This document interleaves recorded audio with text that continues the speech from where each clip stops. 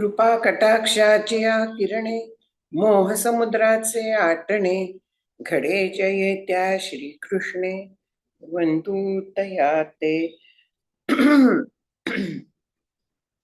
मूकं करोति वाचालं पंगुं लंघयते गिरिं यत्कृपातमहं वन्दे परमानन्दमाधवम्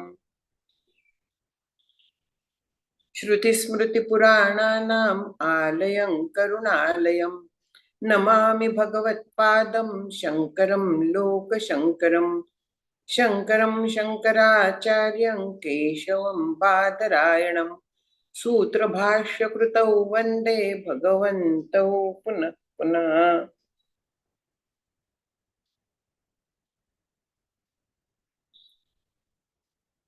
सर्ववेदान्त सिद्धान्त गोचरन्तमगोचरं गोविन्दं परमानन्दं सद्गुरुं प्रणतोऽस्म्यहम्।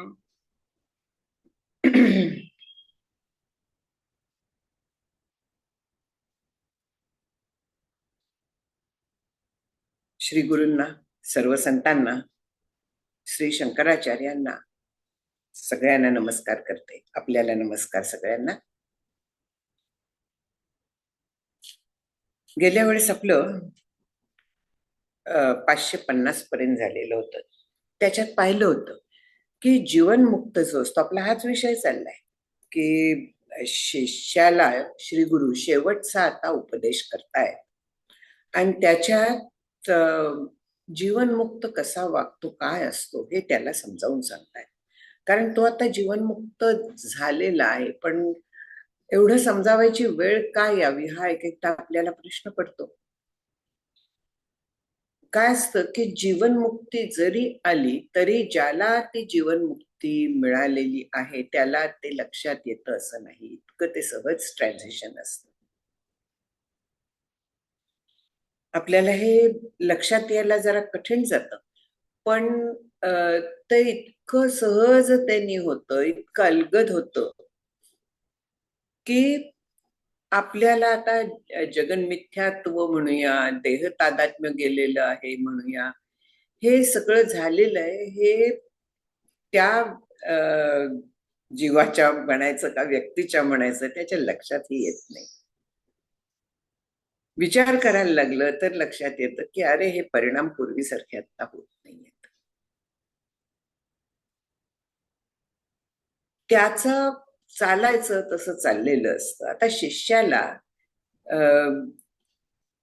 ही लक्षणं सांगायला हवीत ना, त्या दृष्टीने लक्षणं सांगितलेली आहेत. जशी गीतेमध्ये अर्जुनाने विचारल्यावरनं श्रीकृष्णांनी स्थितप्रज्ञाची लक्षणं सांगितली. स्वतःची परीक्षा करायची असते. श्री गुरु पारखून घेण्यासाठी परीक्षा करायला लागते कधी कधी. श्री गुरूंना एकदा पारखून घेतलं की पुन्हा त्यांच्याबद्दल काहीही कुठलाही मनात विकल्प येता कामा नये. एकदा काय जो विचार करायचा तो करायचा असतो. या सगळ्या दृष्टीने ही लक्षणं परत सांगितलेली आहेत. आणखीन तू कसा आता आहेस हे देखील लक्षात घे, हे देखील शिष्याला सांगायचं आहे. आणि लोक तुझ्याकडे काय दृष्टीने बघतात हे आता 550 मध्ये आपल्याला सांगितलंय, 49-50 की तू देहाने व्यवहार करतोयस. लोकांना वाटतं की तू आमच्यासारखा देह तादात्म्याने व्यवहार करतोयस, पण त्याचं तादात्म्य गेलेलं असतं. जसं सूर्य कधी झाकला जात नाही पण तो झाकल्यासारखा वाटतो ना, तसं देहाच्या संबंधापासून पूर्णपणे अलिप्त झालेला जो देहात वेगळेपणाने राहतोय, देहातच आहे पण देह मी नाहीये, घर मी नाहीये, अशा यांनी तो राहत असतो. देहाचा अभिमान पूर्ण सुटलेला असतो. जगाच्या बद्दलचं सत्यत्व गेलेलं असतं, पण लोक मात्र त्याला आपल्यासारखाच समजतात. मग तो कसा असतो? उदाहरण दिलंय ते सापाचं दिलंय.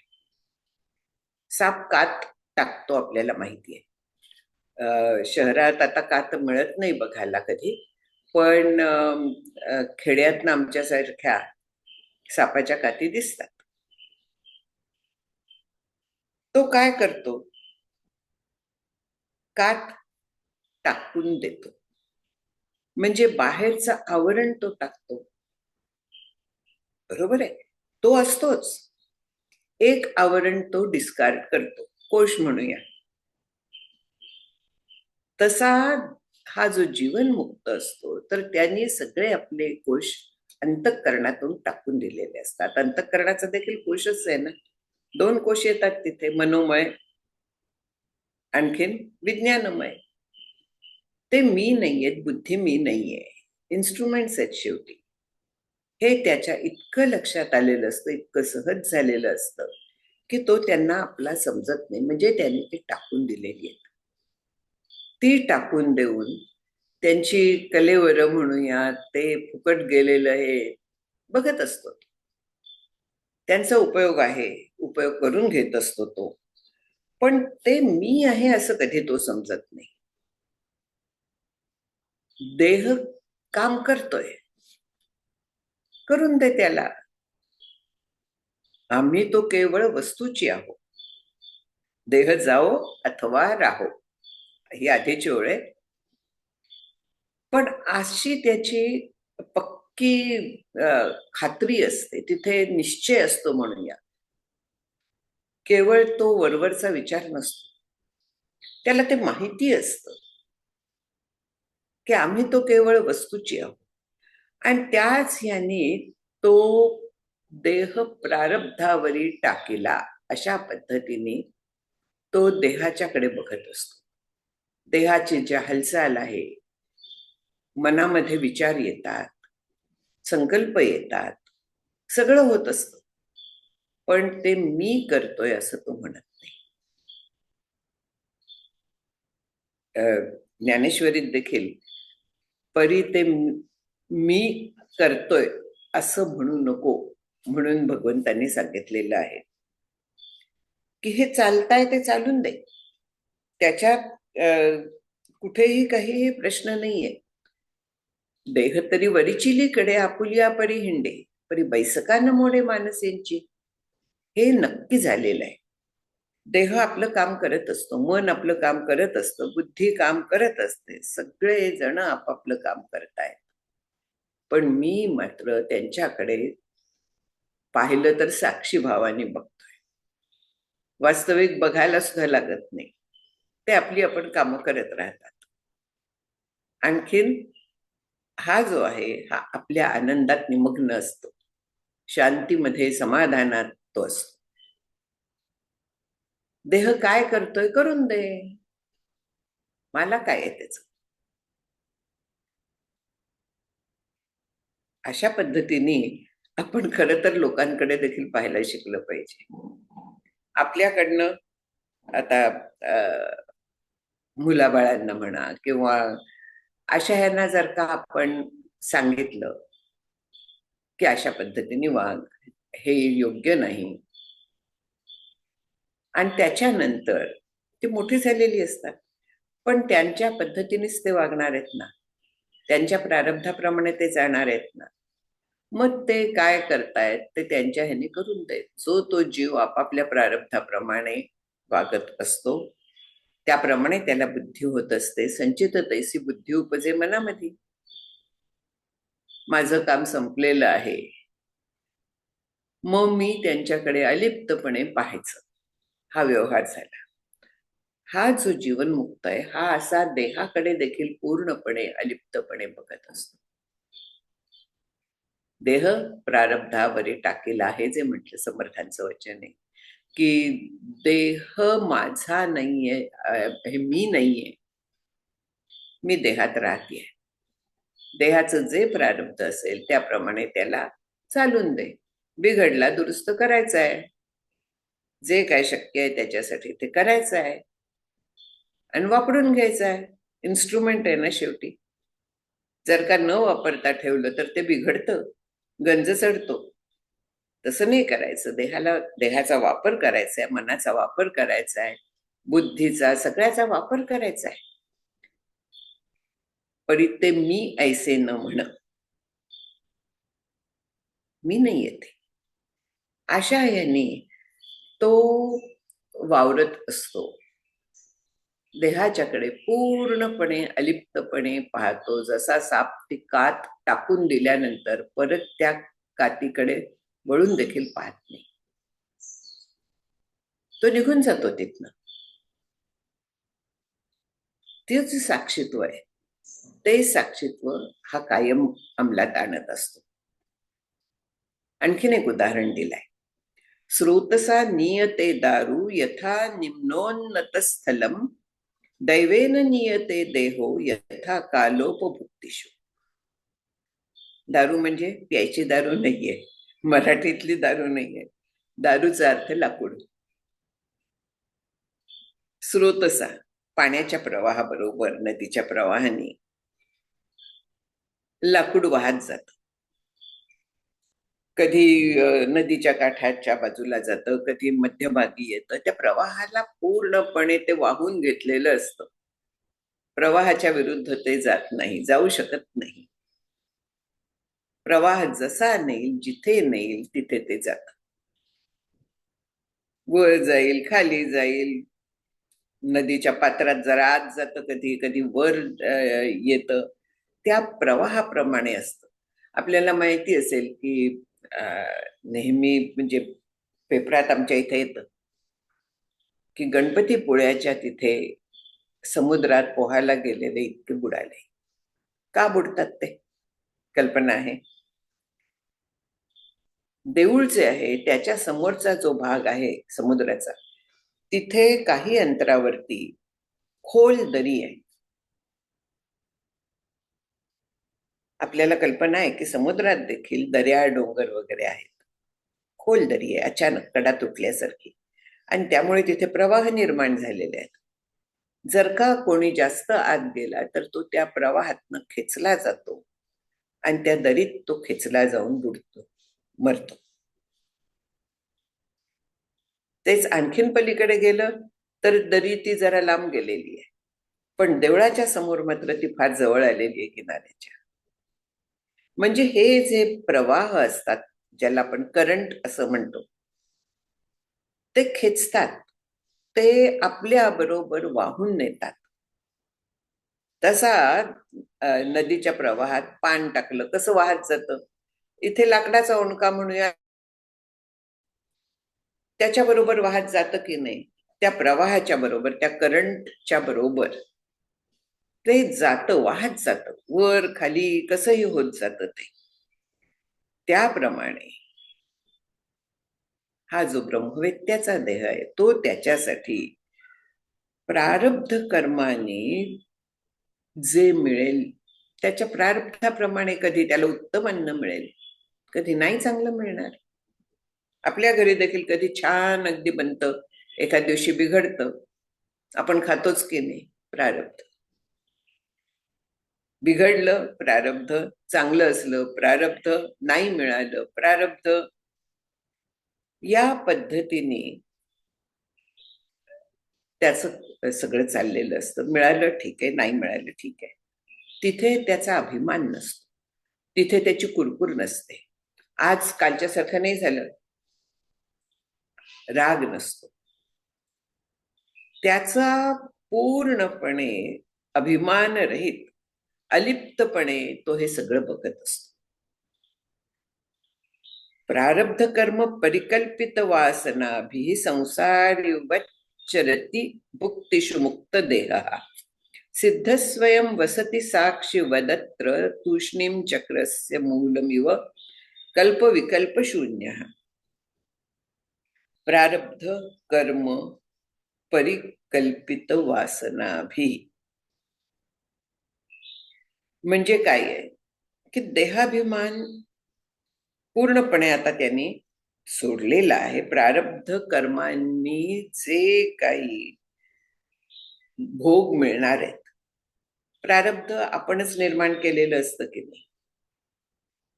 प्रारब्ध म्हणजे तरी काय आहे? आपण जी कर्म अनेक जन्म करत असतो तर त्या कर्मांचं आपण बरोबर आणतो. त्यातले काही म्हणजे जी फळ द्यायला योग्य झालेली असतात. आता हे कसं कळतं? हे आपल्याला नाही कळत. हे ईश्वरी कॉम्प्युटरमध्ये जे भरलेलं आहे त्याप्रमाणे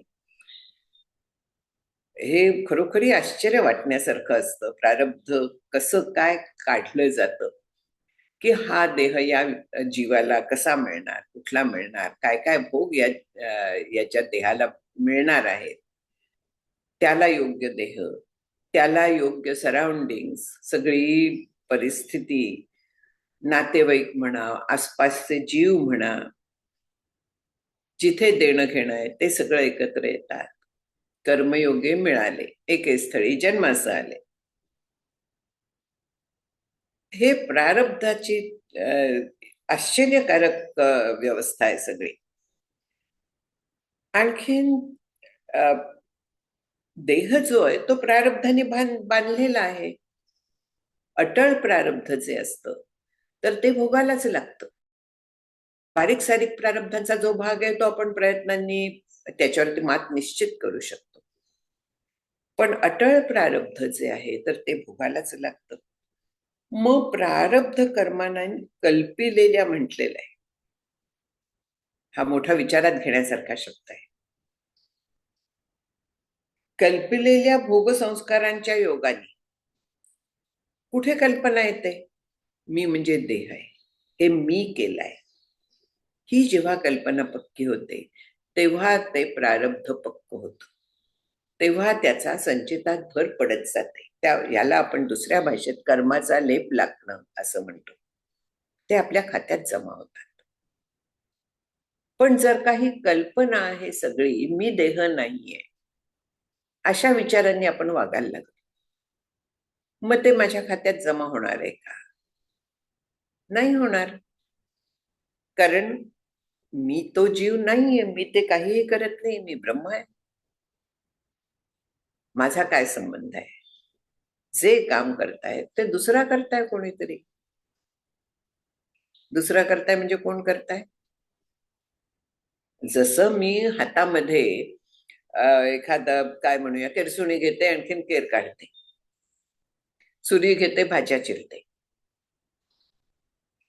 म्हणजे ही जी इन्स्ट्रुमेंट्स आहेत त्याचा उपयोग करणारं दुसरं कोणीतरी आहे ना, ती मी नाहीये.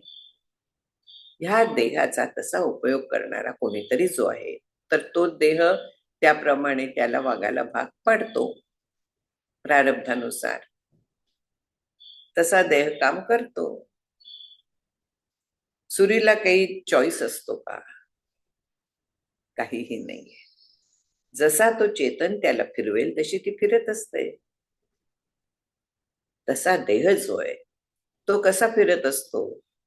चेतन जसा फिरवेल तसा. त्याला स्वतःला तो पूर्णपणे अचेतन आहे, 5 भूतांचा आहे. देह पंचभूत मेळावा शेखी जाईल पंचत्वा. त्या 5 भूतांच्या दगडविटांच्या म्हणूया घरात मी राहतेय, हा विचार तिथे आहे. आणखीन मी जेव्हा त्या देहाला मी म्हणतेय तर तेव्हा ती कल्पना आहे, ते सत्य नाहीये. सत्य काय आहे? न कश्चित जायते जीवो संभवस्य न विद्यते. जीव हे जे जग दिसत आहे हे सगळ्या कल्पना आहेत, हे काही खरं नाहीये. हे अल्टिमेट आहे. आणखीन तिथपर्यंत हा जीवन मुक्त झालेला पोचलेला आहे. त्यामुळे त्याच्यासाठी हे जे सगळं आहे हे कल्पित आहे. भातुकलीच्या खेळामध्ये जसं मुलं पूर्णपणे कल्पना करून रमत असतात त्याप्रमाणे हा त्या कल्पनेत एन्जॉय करत असतो. आणि म्हणून कौतुकतूप आहे संचिताचे हे त्यांना शक्य असतं. ते गंमत बघत असतात. देह कसा चाललाय, पालखीत बसतोय का रस्त्यावरती बसलाय, काय आहे, कुठे चाललाय, हे सगळं ते गंमत बघत असतात.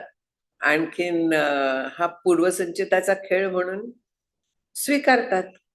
जे चालायचं तर देहाला चाललंय, माझा संबंध नाहीये. रोग झाला देहाला झाला, भोग मिळाले चांगले, देहाला मिळाले, वाईट मिळाले देहाला मिळाले. माझा संबंध नाहीये, हा मुख्य आहे तिथे. मी साक्षी आहे, मी तिथे राहणारी आहे. मी म्हणजे देह नाही.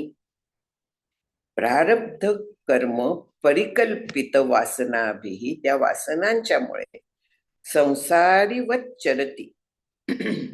एखादा हा आहे संसारी माणूस, बद्ध माणूस असा जो असतो, अज्ञानी जो असतो, ज्याला स्वतःचं स्वरूप माहीत नाहीये, त्याप्रमाणे तो त्या भोगांच्या बद्दल प्रवृत्त पण होतो. आज अमुक कर म्हणून देखील तो सांगू शकेल. माल आवडीनिवडी त्याच्या जाणार नाहीयेत. का नाही जाणार? तो देहामध्ये राहतोय ना, त्याचं मन पण बुद्धी पण ती देखील त्या संचित तैसी बुद्धी उपजे मनामध्ये म्हणून जे आहे त्यानुसार त्याला त्या इच्छा होत राहणार आहेत. त्यानुसार तो कधी वागेल, कधी नाहीही वागणार. जसं प्रारब्ध नेईल तसा त्याचा देह चाललेला असतो. म्हणून अज्ञानी जसा वागतो तर तसाच तो वागतोय असं कधी कधी वाटतं. पण त्याच्या सहवासात राहिल्यानंतर कळतं त्याचा अलिप्तपणा, त्याचं त्याच्याबद्दलचं तटस्थपणा. मिळालं नाही मिळालं सगळं सारखं असतं त्याच्यासाठी. हे त्याचं निरीक्षण केलं, त्याच्या सहवासात राहिलं तर कळतं आपल्याला की त्याची शांती कधी भंग पावत नाहीये. त्याचा आनंद म्हणूया, समाधान म्हणूया, कधी ढळत नाहीये. हे त्याच्या सहवासात राहिल्यावर कळतं आपल्याला. याला कारण देहाला मला थोडक्यात अमुक पाहिजेच हे त्याचं गेलेलं असतं.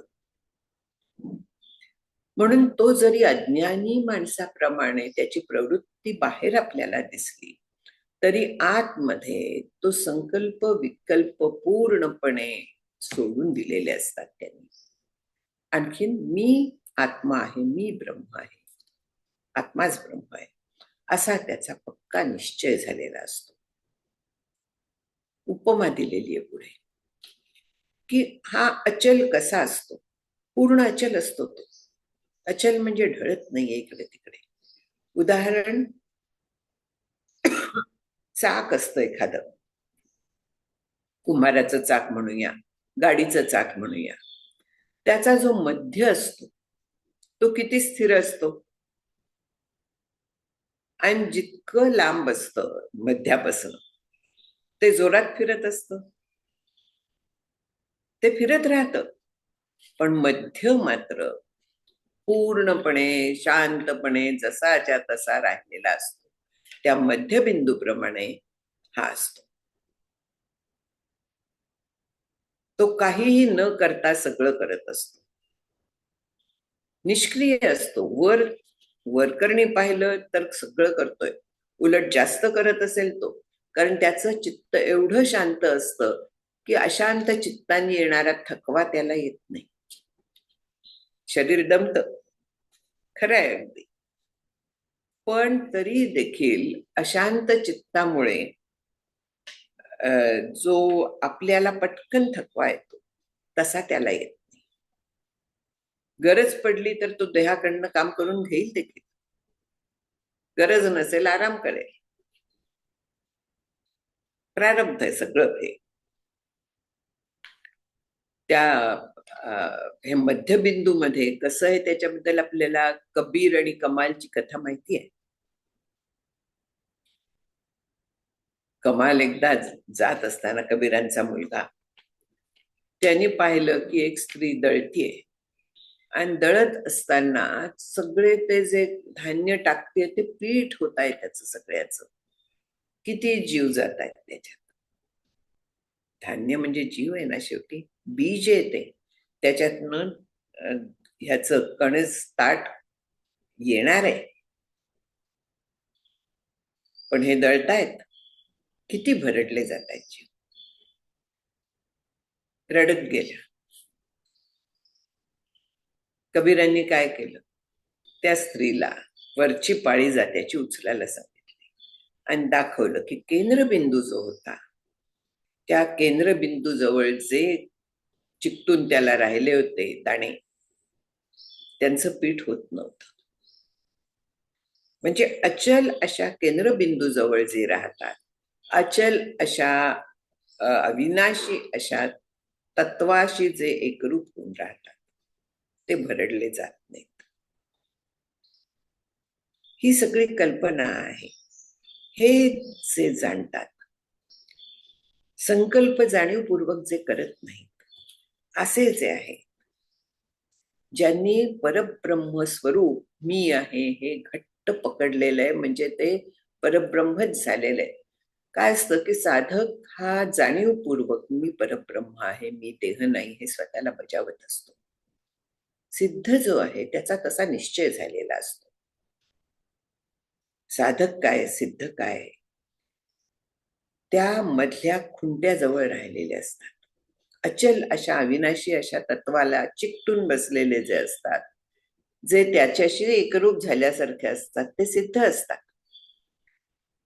साधक जो असतो तो थोडासा लांब असतो, तो कधी किंचित भरडला सुद्धा जाऊ शकतो. त्यामुळे शुचिनाम श्रीमताम गेहे योग भ्रष्टो विजायते, अशा पद्धतीने हा जो जीवनमुक्त आहे, तो प्रारब्धाने जे काय असतं त्यानुसार अभिमान रहित पूर्ण राहतो. पण जे वाट्याला आलेलं काम आहे ते उत्तम रीतीने करत असतो. उत्तम रीतीने. भगवंतांनी सांगितलं ना की नमे पार्थ कर्तव्यम किंचित अस्ति धनंजय, अशा पद्धतीचं आहे पहा,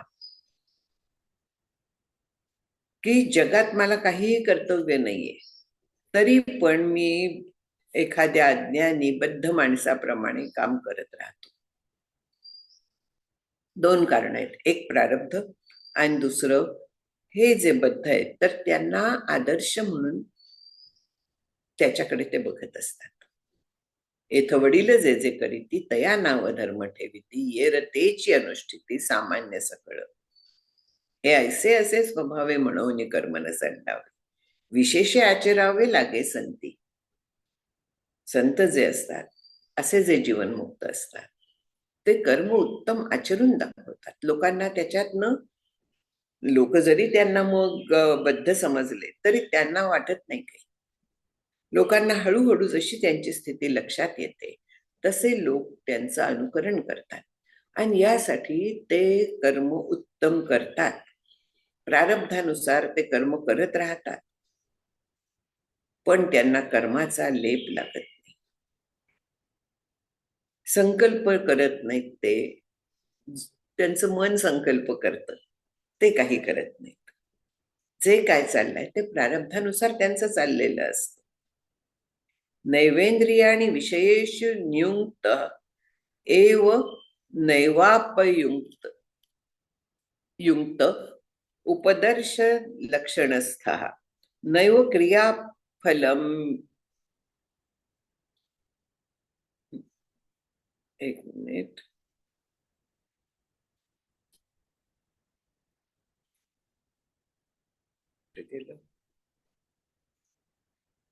क्रियाफलन अपि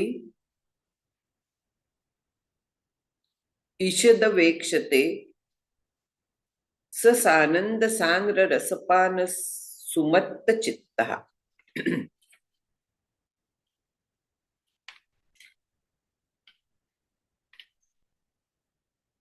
हे क्रिया, त्याचा विग्रह जो आहे, क्रियाफलम अपीषद वेक्षते, क्रियाफलम अपि ईषद अपे अवेक्षते. सॉरी, मला इथे दिसलं नाही नीट. म्हणजे इंद्रिय जे आहेत तो जाणीवपूर्वक इंद्रियांना प्रवृत्त करत नाही, निवृत्तही करत नाही. जसं प्रारब्ध असेल तसं त्याची इंद्रिय तो भोग घेत असतात.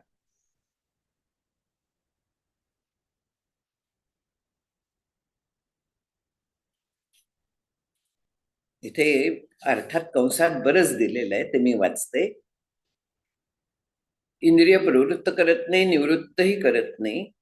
आणखीन ज्यात इंद्रादिकांच्या अल्पानंदाचा अंतर्भाव आहे अशा सानंद व सघन ब्रह्मानंदाच्या अनुभवरूप पानाने उन्मत्ताप्रमाणे स्वभानरहित ज्याचे चित्त झाले आहे असा तो नेत्रादी इंद्रियांच्या प्रवृत्ती निवृत्तींच्या सुखदुःख रूप फलाकडे लेश मात्रही पाहत नाही. म्हणजे काय आहे की इंद्रादिकांच्या अल्पानंदांचा अंतर्भाव आहे अशा सानंद व सघन ब्रह्मानंदाच्या पानाने. ब्रह्मानंद त्याचा स्थायी भाव आहे. आणखीन तैत्तरीयामध्ये आणखीन मला वाटतं बृहदारण्यकात पण आहे एक जी आनंदाची शिडी सांगितलेली आहे त्याचा इथे उल्लेख आहे की इंद्रादिकांच्या अल्पानंदांचा अंतर्भाव हा जो श्रोत्रिय आणखीन विरक्त आहे त्याचा आनंद किती आहे त्याच्याबद्दल ती शिडी सांगितलेली आहे की एक मानुषानंद. मानुषानंद म्हणजे काय? मनुष्याचा आनंद. मॅक्झिमम आनंद कोणाला मिळतो मनुष्य जन्मात? सम्राट आहे पृथ्वीचा, तरुण आहे, विद्वान आहे, सुंदर आहे, सगळं अनुकूल आहे, सगळी प्रजा सुखी आहे, कुठेही काहीही त्याला शत्रू नाहीये, युवा, विद्वान, सुंदर, सगळ्या पद्धतीने पूर्ण अनुकूलता आहे, कशाचीही कुठेही कमी नाहीये. अशा ह्याला किती आनंद भोगायला मिळेल? विद्वान पण आहे तो, किती आनंद मिळेल त्याला? किती असेल? तो एक मानुषानंदा म्हटल्यात येतो. आणि असे 100 मानुषानंद 100 पटीने थोडक्यात असा कोणाला मिळतो? ती सगळी गंधर्व आहेत, देवगंधर्व आहेत, मनुष्य गंधर्व आहेत, त्याच्यात असे एक एक एक एक करत अजानदेव आहेत, कर्मदेव आहेत, प्रत्येकाचा 100 पट पुढे पुढे गेलेला आहे. आता 100च्या 100 पट किती? मला गणित येत नाही त्यामुळे मी ते गणित करणार नाहीये. पण असं दरवेळे त्याच्या 100 पट, त्याच्या 100 पट, त्याच्या 100 पट असा आनंद असतो. आणखीन या सगळ्याहून जास्त आनंद श्रोत्रियस्य च अकामहतस्य म्हणून सांगितलेला आहे. असा जो जीवनमुक्त असतो, ज्याला कसलीही कामना नाहीये, अशाला तसा आनंद मिळतोय, त्यांच्याहीहून जास्त मिळतोय. म्हणून इंद्र वगैरेंचा जो आनंद आहे तो अल्प आनंद आहे, ब्रह्मानंदाचा काही थोडा भाग त्यांना मिळतो. आणखीन हा जो आहे तर त्याला ब्रह्मानंद परिपूर्ण मिळतो. जगात त्याच्या इतकं आनंदात दुसरं कोणीही नसतं, कारण आनंद हे त्याचं स्वरूप झालेलं असतं. बाकीच्यांना अंश मात्र आनंद विषयांच्या निमित्ताने मिळत असतो, पण हा आनंद स्वरूप होऊन राहतो अखंड आनंदात. म्हणून त्याला उन्मत्त म्हटलेलं आहे. हा दारू पिऊन उन्मत्त झालेला नाहीये. दारू प्यायल्यानंतर मनावरचं नियंत्रण सुटतं. इथे तो मन नाहीच आहे, नियंत्रण सुटायचा प्रश्न येतो कुठे? तो आनंद रूप आहे. म्हणून नारद भक्ती सूत्रात मत्तो भवती असा एक उल्लेख केलेला आहे. जेव्हा तो आपल्या आनंदात पूर्ण बुडलेला असतो तर तेव्हा तो बालवत पिशाचवत कसाही वागू शकतो. त्या भावावस्थेत जेव्हा जातो तो, तर त्यावेळी तो काय करतो हे त्याचं त्यालाही माहित नसतं. पण जे बहुमानस म्हणून म्हटलेले आहेत की थोड्या साधनेमध्ये जे परिपूर्ण अवस्थेला पोचलेले आहेत, असे जे जीवनमुक्त आहेत ते केवळ भावावस्थेत अशा पद्धतीने वागू शकतात. अदरवाईज ते आपण जसे नॉर्मल ज्याला म्हणतो तशा पद्धतीने वागत असतात.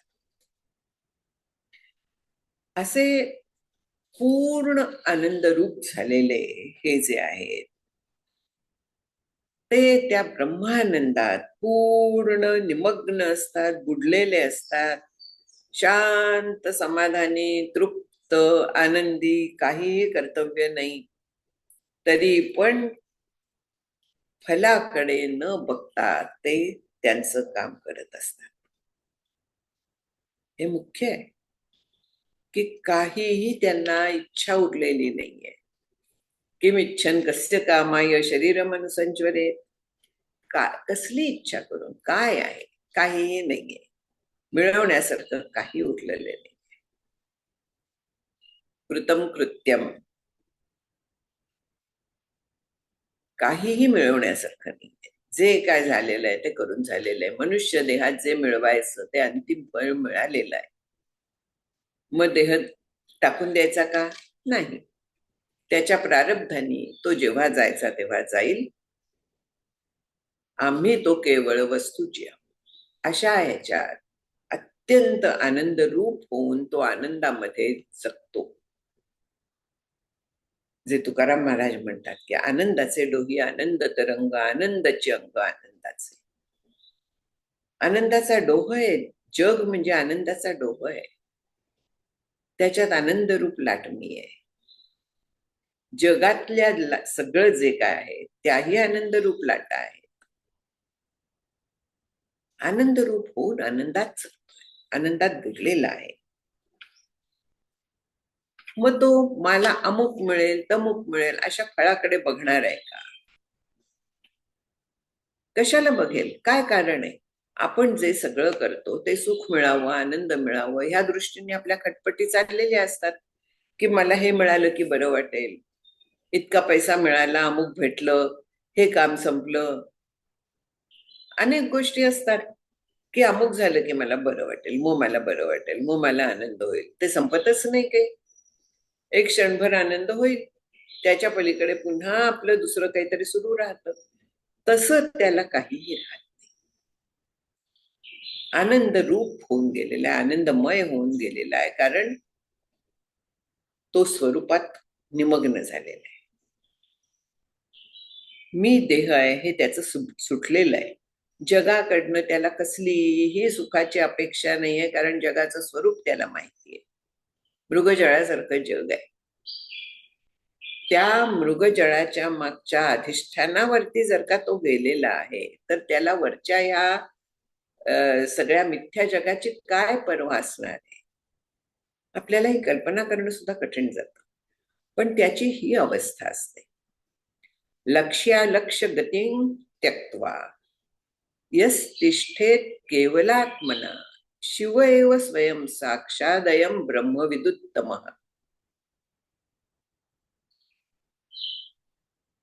लक्ष्य असतं. लक्ष्य म्हणजे काय? आपल्याला माहितीये की बाण वगैरे, तिरंदाज बाण मारतात. आपण टीव्हीवरती हे नेमबाजी म्हणा किंवा तिरंदाजीचे हे सगळे खेळ बघतो. त्याच्यात काय असतं? लांब अंतरावरती त्या त्या लेव्हलच्या प्रमाणे एक बोर्ड असतो मोठा, त्याच्यावरती गोल काढलेले असतात, एकात एक एकात एक एकात एक, आणि एक सगळ्यात आतमध्ये छोटा गोल असतो. हा जो तिरंदाज म्हणा, नेमबाज म्हणा, त्या अंतराच्या, मोजलेल्या अंतराच्या प्रमाणे तिथे उभा राहतो. आणखीन तो जो सेंटर छोटा सगळा मध्यभागी गोल आहे त्याचा वेध घ्यायचा प्रयत्न करत असतो तो. ते त्याचं लक्ष असतं. तिथपर्यंत त्याला जायचं आहे. ध्यानधारणा करणाऱ्यांना काय लक्ष्य आहे? जे अलक्ष्य आहे त्याला ते लक्ष्य करत असतात. ब्रह्म अलक्ष्य आहे. अलक्ष्य आहे म्हणजे कसं आहे? लक्ष्य करता येत नाही. आत्ता पाहिलं की लक्ष्य कोणाला केलं जातं? जे दृष्टीला दिसताय, कानाला ऐकू येत आहे, लक्ष वेध म्हणून होत. दशरथ, आपल्याला कथा माहितीये की केवळ आवाजाच्या ह्यानी दशरथ लक्षवेध करू शकत असत. जो श्रावण त्याचा मृत्यू जो झाला तो त्याच्यामुळेच झाला ना, की आवाज आला, त्या आवाजाच्या दिशेला बरोबर बाण त्यांनी मारला. म्हणजे लक्ष त्यांना त्या आवाजाने कळलं. अर्जुन प्रतिबिंबाकडे बघून वरच्या फिरणाऱ्या माशाच्या डोळा त्यांनी फोडला. आपल्याला कथा माहिती आहे, दुसरी कथा, की द्रोणाचार्यांनी सगळ्या शिष्यांचा परीक्षा एकदा घेतली. एकेकाला उभं केलं. झाडावरती पक्षी होता, बस खोटा. आणखीन त्याच्या डोळ्याचा वेध घ्यायचा होता. पक्षाच्या डोळ्याचा का वेध घेतात मला माहिती नाही. त्या द्रौपदीच्या पणात देखील त्याच्या डोळ्याचाच वेध घ्यायचा होता, इथेही डोळ्याचाच वेध घ्यायचा होता. एनिवे, तर एकेकाला उभं केलं आणि विचारलं, काय दिसतंय तुला? कोणाला झाड दिसत होतं, पक्षी दिसत होता, कोणाला फक्त पक्षी दिसत होता.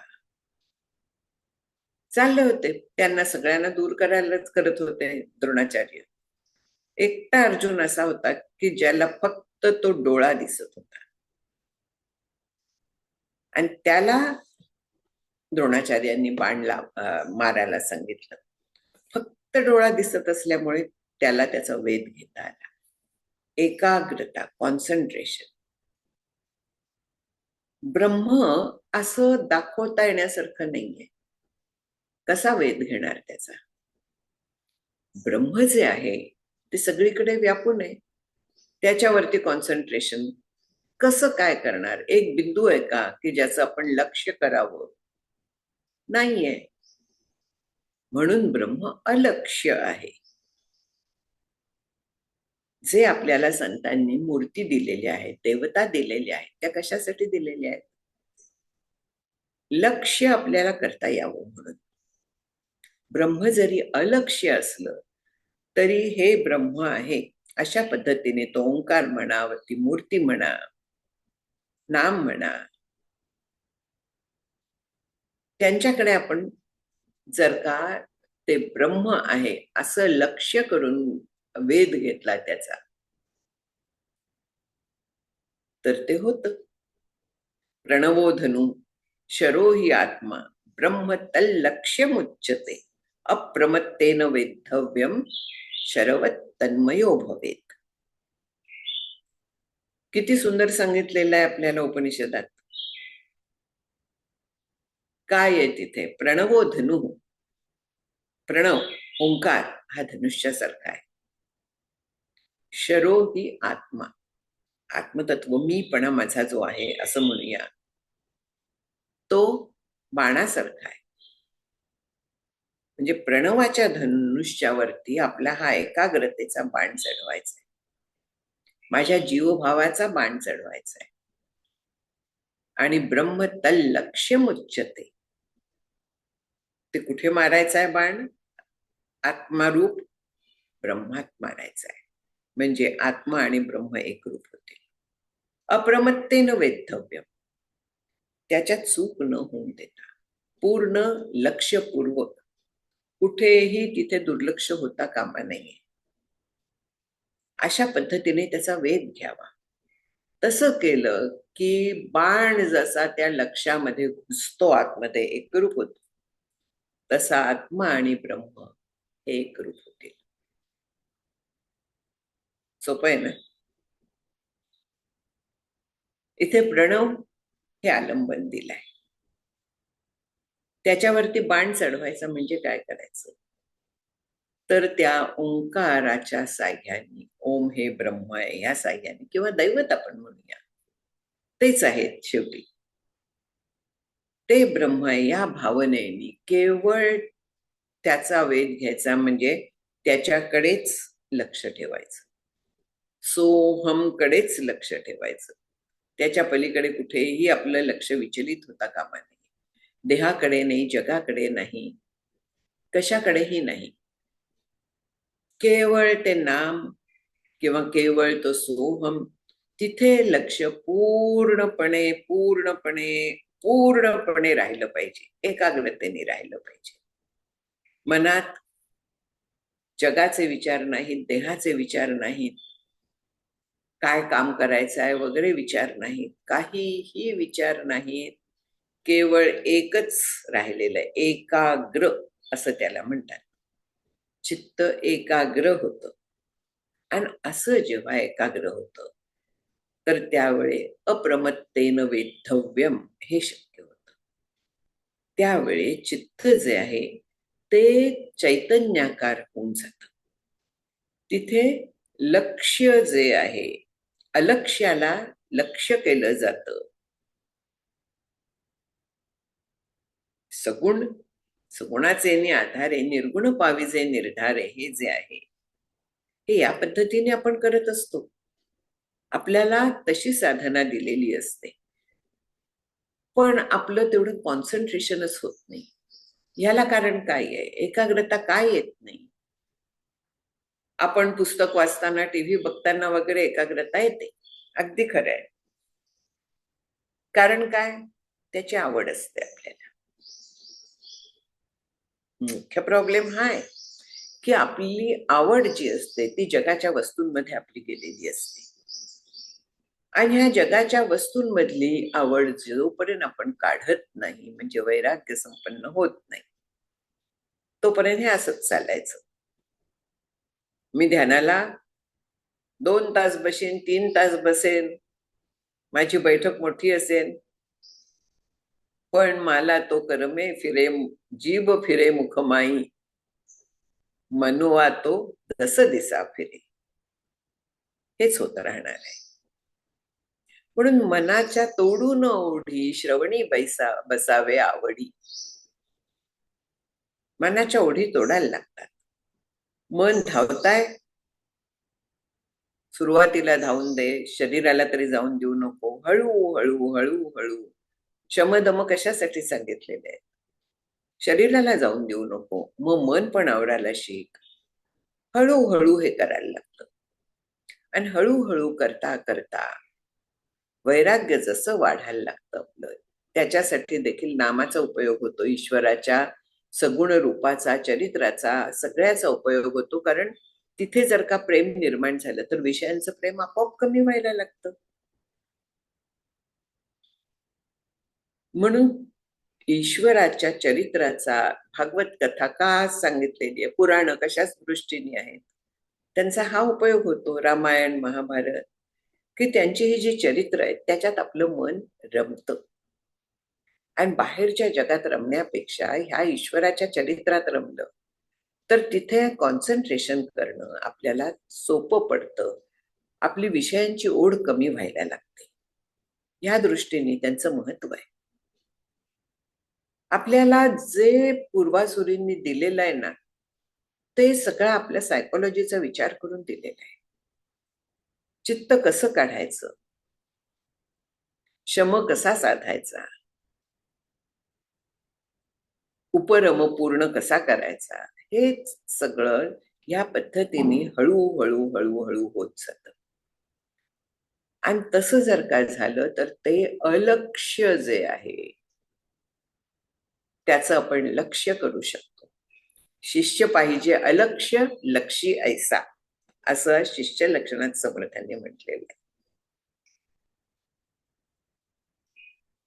म्हणजे त्याचा वैराग्य परिपूर्ण झालेलं असलं पाहिजे, त्याची एकाग्रता उत्तम पाहिजे, तरच तो अलक्ष्य ब्रह्मावरती लक्ष्य केंद्रित करू शकेल, त्याला लक्ष्य म्हणून बघू शकेल, कॉन्सन्ट्रेशन त्याचं पूर्ण तिथे होऊ शकेल. म्हणून लक्ष्य गतीन त्यक्त्वा,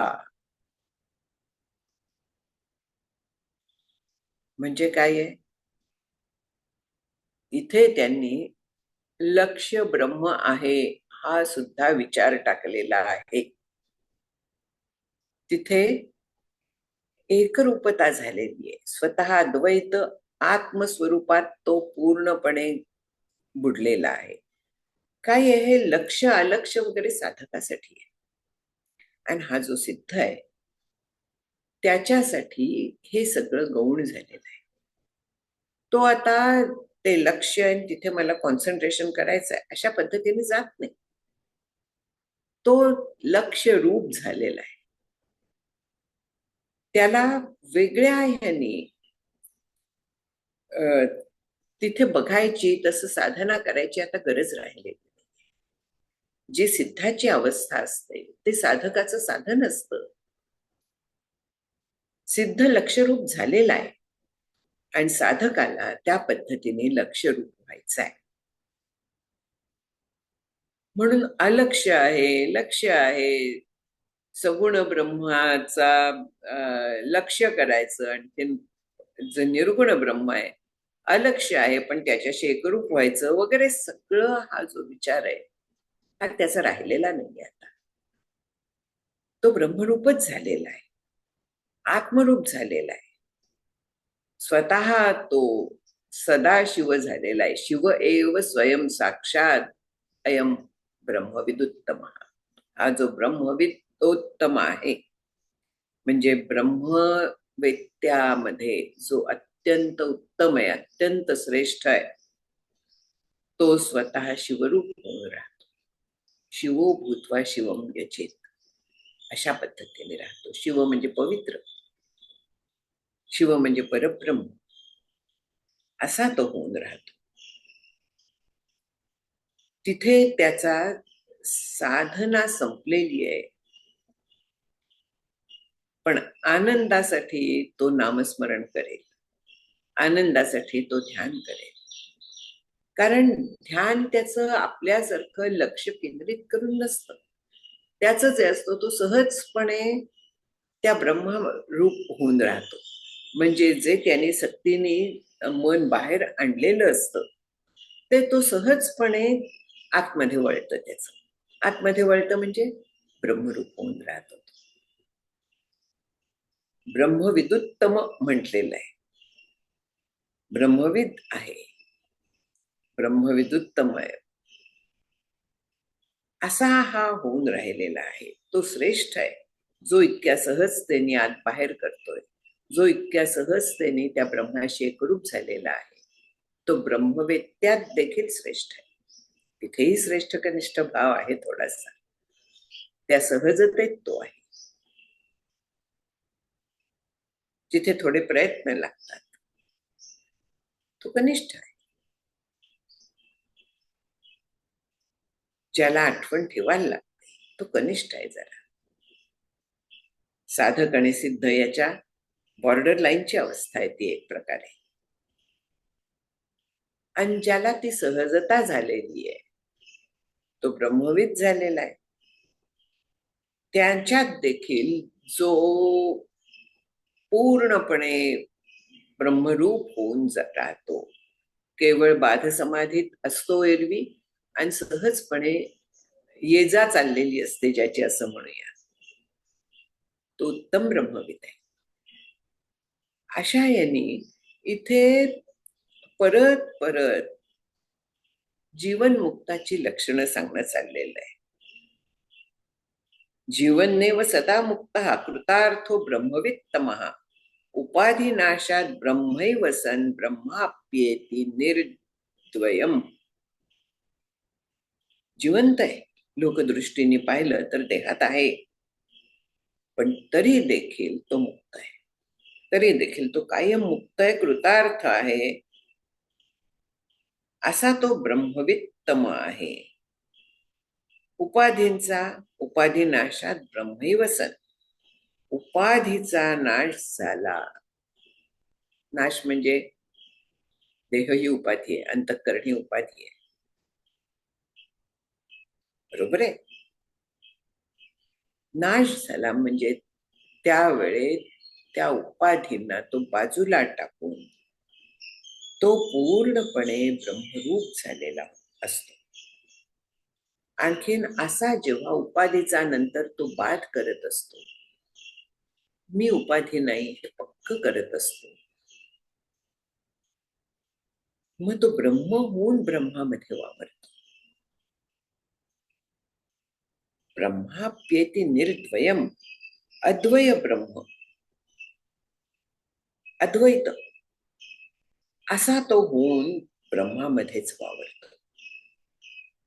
जगाचा देहाचा पूर्ण बाध झालेला असतो, ते असून नसल्यासारखे असतात. त्यांचं स्वरूप कळलेलं आहे की हे खरे नाही आहेत, हे खरे नाही आहेत, मी ब्रह्म आहे,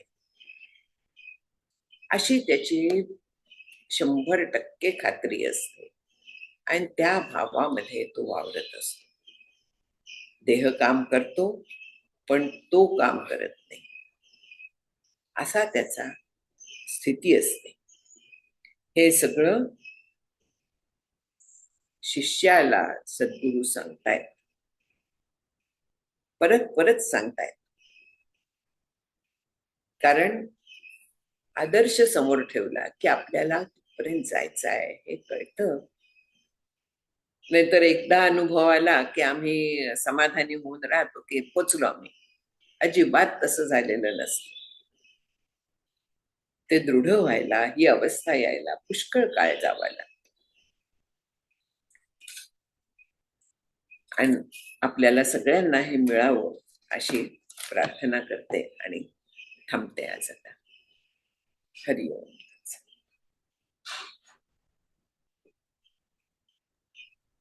धन्यवाद ज्योत्स्नाताई. तुम्हाला पुन्हा एकदा नमस्कार करतो. कोणाला प्रश्न असल्यास मायक्रोफोन ऑन करून विचारू शकता.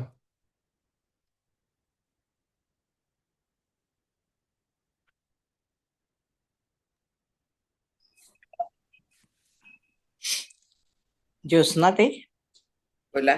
हा, आज खूप दिवसांनी पाहिलं तुम्हाला. पुष्कळ म्हणजे काय म्हणूया आपण, इतके दिवस रेकॉर्डेड चाललं होतं, तर शक्य झालं नव्हतं येणं. आज आता बऱ्याच काळाने शक्य झालंय. बरं वाटलं. आणि मला पण एक प्रश्न म्हणजे तुम्ही असं म्हणालात का, मी ऐकलं असं माहित नाही, पण ब्रह्म आणि आत्मा दोन्ही तुम्ही एकाच ह्याने वापरता का ब्रह्म आणि आत्मा वेगळ्या? वेगळे म्हटलं तर आहेत. आमच्या श्री गुरूंनी खूप छान सांगितलं, जे मला अगदी डोक्यात बसलेलं आहे, की देहात असलेलं ब्रह्म म्हणजे आत्मा, आणखीन देहाबाहेरचा आत्मा म्हणजे ब्रह्म. किती सोपं आहे. पण मग म्हणजे त्याची काय सापेक्षता म्हणतात तसं देहाबरोबर म्हणून आत्मा. आणि जेव्हा देहामध्ये आपण विचार करतोय तर तेव्हा त्याला आत्मा म्हणतात. आणि जर का आत्मा मी आहे इथपर्यंतच आपण राहिलो तर व्यापकता येत नाही. यस. म्हणून आत्मा ब्रह्म आहे हे ज्ञान पाहिजे. चांगदेव 65 जी आहे ती आत्मा ब्रह्म आहे यासाठी सांगितलेली आहे. तिथे जर का आपण पाहिलं तर व्यापकतेची दृष्टी आहे पूर्णपणे. जे अलंकारात आहे तेच सोन्यामध्ये आहे, किंवा अशा पद्धतीने जे तरंग आहे तो कसा पाणी रूप आहे, व्यापक आहे, अशी सगळी तिथे उदाहरणं अशा पद्धतीने मांडणी आहे. कारण चांगदेवांना मी आत्मा आहे हे माहिती होतं, पण मी ब्रह्म आहे, आत्मा ब्रह्म आहे हे माहित नव्हतं. त्यांना व्यापक दृष्टी आलेली नव्हती. मग ते जीव ब्रह्माचं एक पण आहे, ते तोच अर्थ का मग त्याचा? तोच.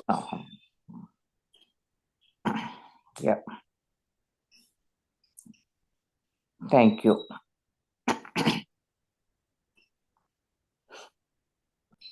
ज्योत्स्नाताई, इथे 555व्या श्लोकात जे लक्ष अलक्ष्य हे झालेलं आहे, ते पहिल्यांदाच मला असं लक्षात आलं की इतकं सहज झालेलं असतं की तिथे लक्ष अलक्ष्य म्हणजे आपण म्हणतो की काका ध्यानात गेले वगैरे असं म्हणतो, पण तसं काहीच झालेलं नसतं तसं. ते किती सटल आहे ते जगात आता मला लक्षात आलं ऐकून तुमचं प्रवचन. जगाच्या भानातनं ते हम्म.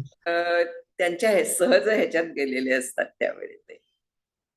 अगदी मला ते इतकं जाणवलं की प्रकर्ष अरे हे झालं. समर्थांचा शिष्य लक्षण समास वाच. कुठला समाज? सॉरी. शिष्य लक्षण शिष्य लक्षण. बर. त्याच्यात हे आहे शिष्य पाहिजे अलक्ष लक्षी ऐसा. हम्म, त्याच्यावरती हम्म, हम्म. काकांचं प्रवचन पण तुला मिळेल शिष्य लक्षणावरती. बर बर. त्याच्यात त्यांनी ह्या मुद्द्यावरती भर दिलेला आहे बराच. ते रत्नागिरीला 90 साली झालेलं प्रवचन आहे. रत्नागिरी 90. बरं, ठीक आहे, बघतो मिळतंय का. आहे आपल्या ह्याच्यात माझ्या माहितीप्रमाणे. ठीक आहे, मला मिळालं तर मी ग्रुपवर पण पाठवेन. चालेल. हम्म. म्हणजे आपलं काय आहे जबाबदारी ते आपल्याला कळतं त्या हम्म. शिष्य लक्षण समासातनं. बर.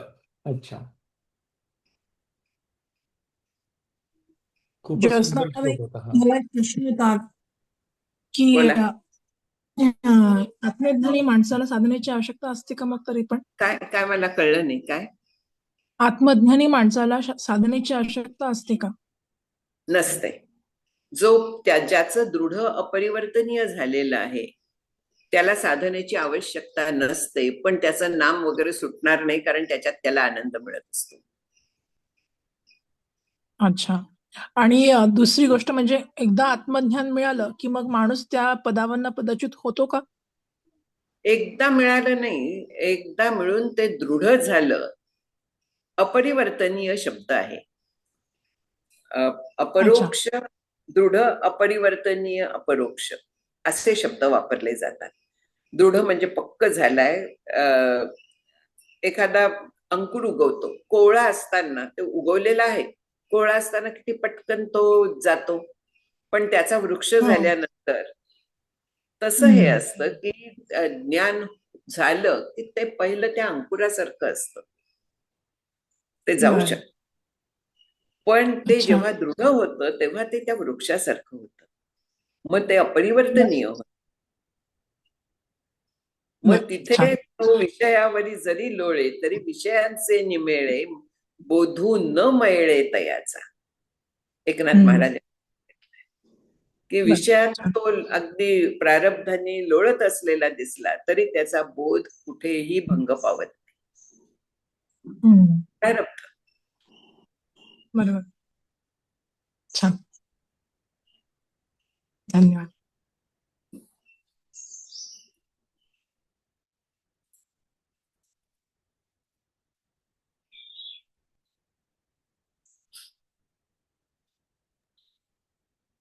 ठीक आहे, अजून प्रश्न नसलेच तर थांबू आपण इकडे.